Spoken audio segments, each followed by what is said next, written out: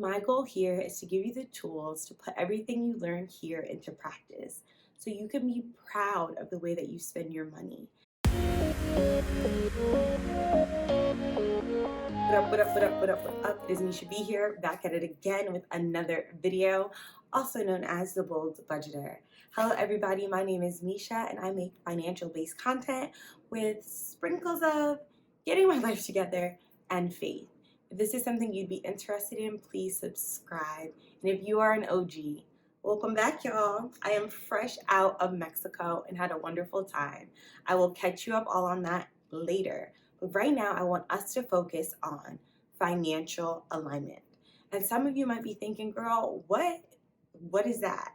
So financial alignment is just making sure that you are spending money on things that are aligned with your values. You are literally using your money to express the things that you love and bring you joy, the things that you value.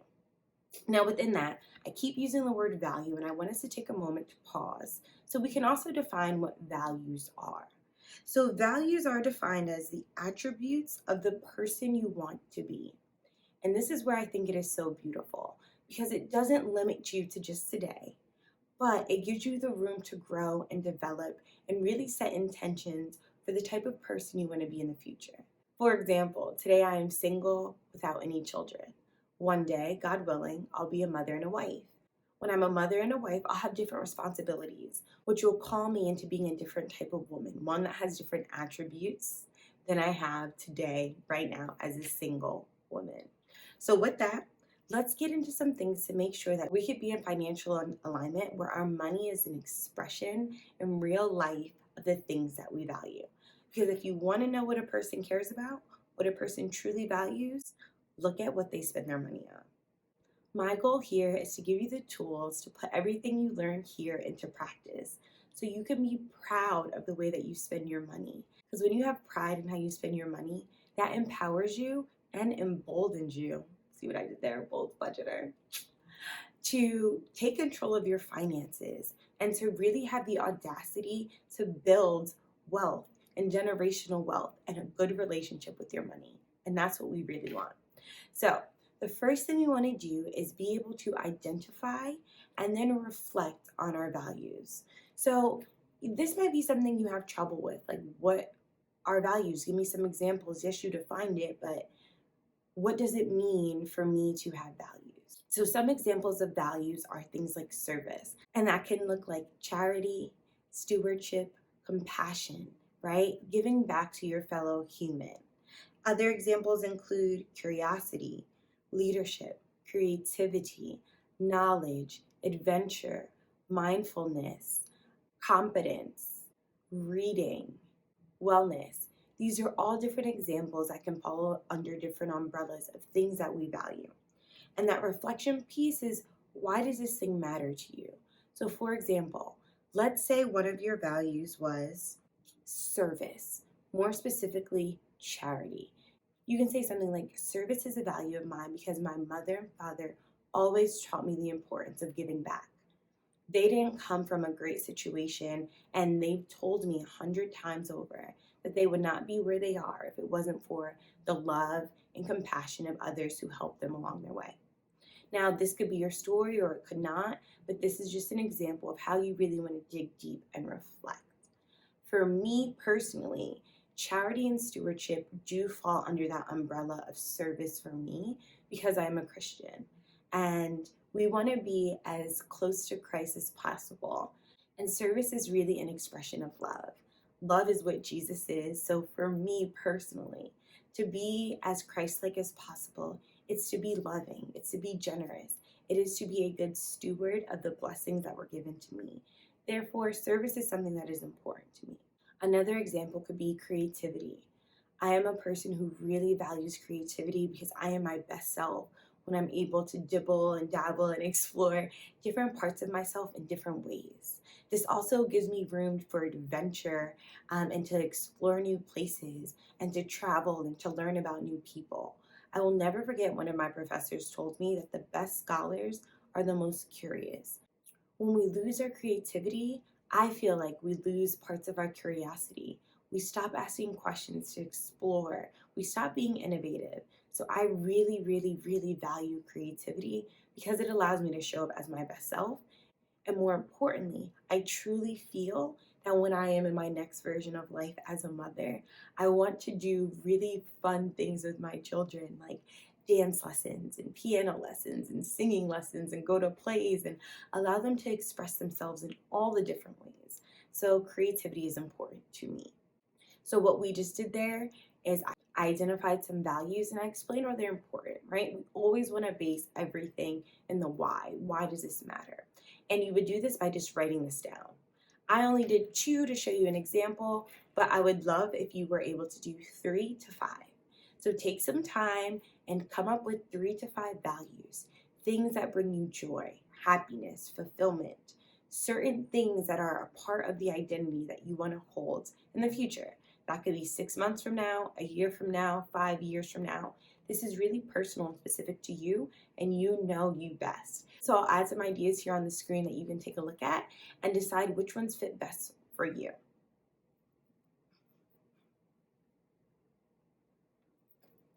Now that you have listed them out and written them on paper, now we can move on. Again, I really want you to write this down. And you can type it, you can journal it, but I really want this to be documented and memorialized somewhere. So it's not enough to just think about it, right? We really want to sit down and write it down because this is going to help us in step 2. Now, step 2 is where you're going to bring out your budget, and this is where we get to have some fun because now we're going to budget for our values. We are going to make room in our budget to express the things that we value, to show, right, what are the things that are important to us? And there are multiple ways we can do this. The first thing we want to do if we already have a budget is to go through and to see where we have any extra wiggle room to assign our money to specific tasks.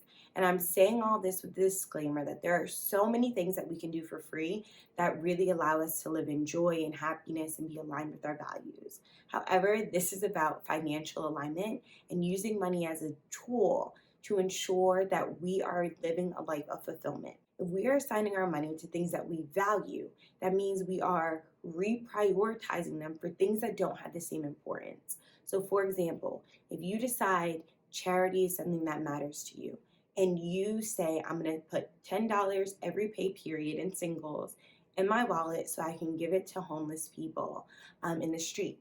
That's $10 less you have to spend on something like fast food that you don't really like, but you're doing it for convenience. We want to get away from spending money on convenience and then regretting how we spent our money later. Instead, we want to have integrity with how we're using our money so we can be proud at the end of the month of how we spent our money. Okay? So we're making room and spending money. Still do the things for free, but also make sure that your values are within your budget.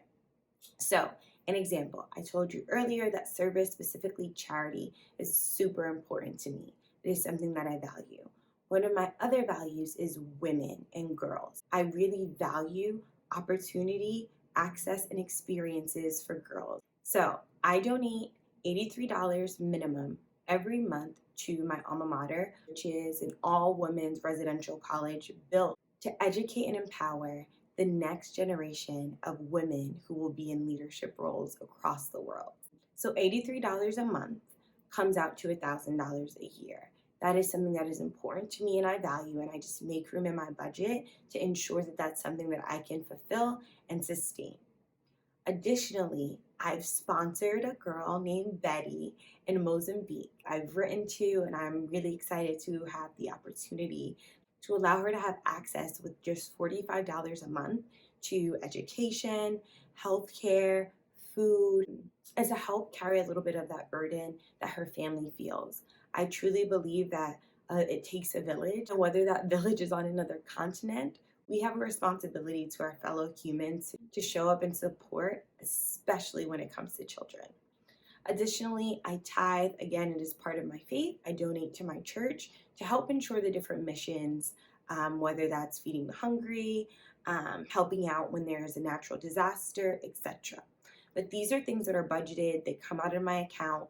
They happen no matter what. And again, it prevents me from spending money in areas where I spent out of convenience, or I spent out of habit instead of out of alignment and intention.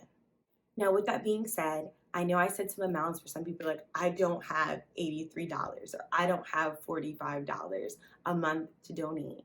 Listen, that is not the point. The point is that you're building the habit. So even if it's 50 cents, right? If your budget is so tight that all you have is 50 cents, then you give that 50 cents to whatever matters to you. That is what's important. I am going to challenge you though. If you are spending your money and then afterwards you're like, oh, I only have 50 cents, then you are not spending with alignment. To spend with alignment means you're spending with intention, which means before you spend your money on your wants or before you spend your money on, convenience or a last minute hurrah that you're going to regret later, you are saying, no, this is the person I'm going to be, and I'm spending my money in a way that I will be proud of. So another example, let's say you are a person who values knowledge, who values intellect, and you don't have enough room in your budget to go out and take a course or to buy a book or any of those things. I'm going to challenge you to sign up with your local library and donate $1 once a month, once a pay period. And although your value might not be around charity, your value is around knowledge. And by going to the library and taking out a book and reading, you are gaining knowledge. And your $1 is a bet for yourself that one day you'll be able to afford to take a course. You'll be able to afford to learn a new language. You'll be able to travel to go learn about this new thing with your own eyes, right? It's a bet on yourself, and it's building the habit, because the habits that you build financially at your low point are going to be the same ones that trickle over at your high point. If you're generous when you're broke, you're going to be generous when you're rich. If you are stingy when you're broke, chances are you're going to be stingy when you're rich, because you've already built that habit. So again, it's about spending money with intention towards the things that bring us fulfillment and challenging ourselves to put that money towards good use. Also, it can also be used in indirect ways. Let's say family was one of your values and you're doing a game night. So you're spending $10 extra on gas. That is aligned with your values because it's a medium to help you get to your family and your friends. So those indirect expenses matter as well. And you can just put in your budget $10 gas for game night. Boom. Okay. It doesn't have to be an exorbitant amount. If you don't have it, you'll make room. You'll go through and figure out where you can squeeze it in. Again, even if it's 50 cents, it's about building the habit. So 2B is to review your budget. So sometimes we're writing our budget so quickly, we already have this set plan. Maybe you're new to budgeting, so you've never made one. And you're like, okay, I'm trying to figure this out. That's okay. Write out everything, and then you're going to review your budget. You're going to go through your budget and make sure that there's at least 3 to 5 categories that are related to your values. Again, I encourage you to do things for free. But again, this is about financial alignment, which is using money as a tool for your fulfillment and your joy, which means you got to spend it, child. Whew. So if you go through your budget and you notice that you don't have enough things that express your values, go back in and see where you can cut things. Maybe self-care is something that you value and you notice you have nothing there for self-care, but you did give yourself a budget for lattes. And I hate when people say like, oh, just cut your Starbucks and you'll be fine. No, that's not what I'm saying. I'm saying is if you go and buy coffee for convenience and not because of self-care, then that is something you need to be a little bit more intentional of. So cutting out the Starbucks, cutting out the Dunkin' Donuts, and putting that extra money towards self-care. And another thing is, you don't have to spend that money right there for it to be spent in alignment. So let's say out of your Dunkin' Donuts budget, you take $10 and you really want to be able to do massages for your self-care. Maybe you really want a full-on, in-depth massage or spa day. So $10 won't be able to give you that. But if you take that $10 and you save it into a spa day sinking fund, or you create a different account that says spa day, and you put $10 in every pay period or once a month, you'll be able to build up enough money to then buy that spa day. And that is still being in alignment. So you can spend money directly, right? Okay, I'm going to take out $50 and buy a pass on Groupon to the spa. Boom, it's handled. But so is okay. I can only afford $10. I'm going to take $10 and put it in a separate bank account just for my spa day. That is still boom towards alignment.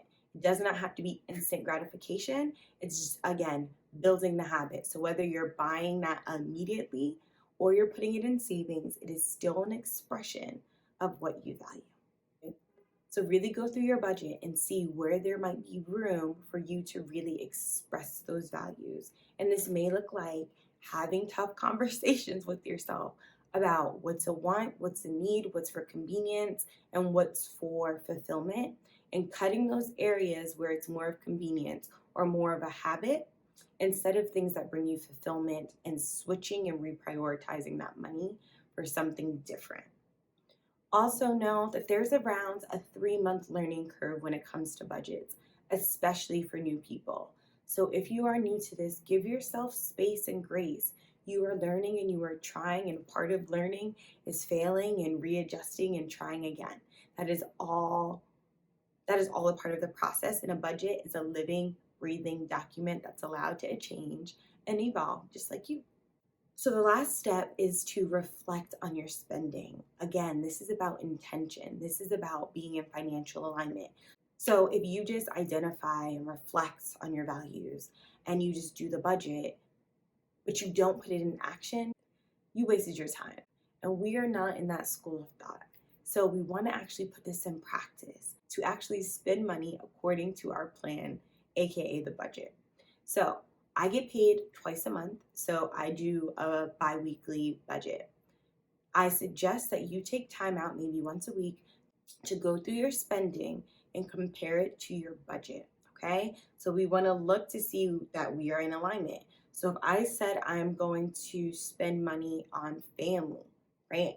I put $10 towards family, and I look at my expenses and there's absolutely nothing related to my family, and the month isn't over, I can redirect and say, okay, let me set up this, movie night, and I'll go to the store and buy some popcorn and some sodas for us. Or I'll buy some frozen pizza on sale and have some pizza for us, right? Then you can course correct. And course correction is important because it allows you the opportunity to catch yourself and to make up for any mishaps. But course correction is only a part of it. The thing is, we are going to reflect as often as possible, but we really want to ensure that we're reflecting at the end. So what we want to do is we want to pull up our spending report. This is our credit card statements, our debit card statements, everything, and compare it to your budget so that we can see, did we spend in alignment? So the first thing I want us to do is celebrate ourselves. So you're going to go through your budget, you're going to highlight everything in your favorite color that is in alignment with your values. So if giving was one of your values and you gave, you're going to highlight that in your favorite color. If adventure was one of your values and you put $20 away for your next camping trip, highlight that.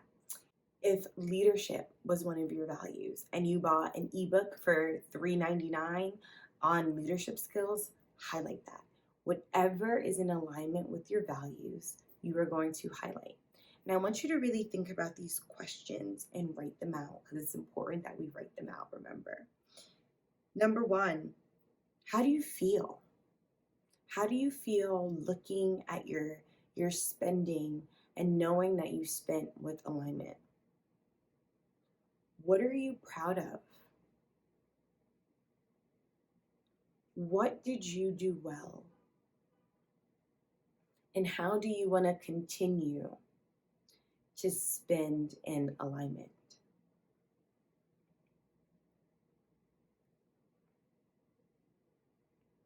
And I want us to sit in this moment for a while, because this is why this part is so important. It's because this allows you the opportunity to sit in celebration and to feel proud of how you spent your money. And when you feel proud about how you spend your money, that builds a better relationship with money. And when you have a better relationship with money, you have more confidence. And that confidence manifests itself in better financial literacy, money management, and generational wealth. It gives you the opportunity to now take control of your money in a new way. And that is something that needs to be celebrated. And I want us to sit in for a moment. Within that, like I said, there's a 3-ish month learning curve when it comes to budgets. So there will be areas for improvement, and that's okay. What I want us to do now is to go back in. You can either highlight in a different color, or if you're on pen and paper, you can circle any areas that really have room for improvement. So let's say you said self-care was something that you value, but nothing on that list, nothing on your spending reports reflect self-care. Yeah, you might have went out with your girlfriends. Yeah, you might have went out with your boys, but it was more of a last minute thing. It wasn't something that made you feel good at the end of the day, right? Maybe y'all went to a bar, but you're someone who really is trying to get away from drinking, but you still went out and spent money on drinks. So although you appreciated the time with your friends, you spent your money on something that you don't really value. And what I want you to do is to go in and circle areas where you spent your money where you're like, it wasn't a necessity, and it wasn't something that sparked joy or made me feel fulfilled. So think back to that latte, right? You notice you went to Dunkin' Donuts and you spent $50 for the week. And you circle that because although it was convenient, it didn't do anything for you. You could have made your own coffee at home, and that $50 could have went towards self-care. You could have booked a massage on Groupon. Maybe you're someone who wants to start getting your nails done. That could have gone towards a manicure and pedicure, right? And I want you all to be really honest without judgment, right? So you're not going to say stuff like, oh man, I'm so dumb. I spent money that I shouldn't have. Or man, I'm never going to get this. No judgment. That's not helpful. But I do want us to be honest in, I spent money on this thing that didn't add any value to my life and wasn't in alignment with my values. So let me reflect on, what was I chasing when I spent this money, right? What was the feeling I was trying to get? Why did I spend this money? And then how can I be better next time? Because that's what this is about, growth and expansion. How can I be better next time? Maybe that looks like grabbing an accountability partner. Maybe that looks like setting an alarm in your phone every day when typically you go to Dunkin'. Maybe that's waking up 10 minutes earlier so that you can make your own food, so that you can make your own coffee or tea at home. Maybe that looks like when you go to the grocery store, you add an extra $5 to your budget so you can buy bagels from the grocery store instead of at Dunkin' Donuts.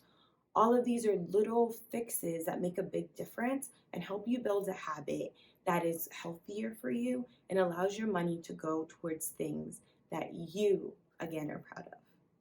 So I know that this is a lot. And for some people, they might be like, girl, I just want the math. This was too hippy dippy. This was too in the feelings. But I will always, always stress that money is emotional.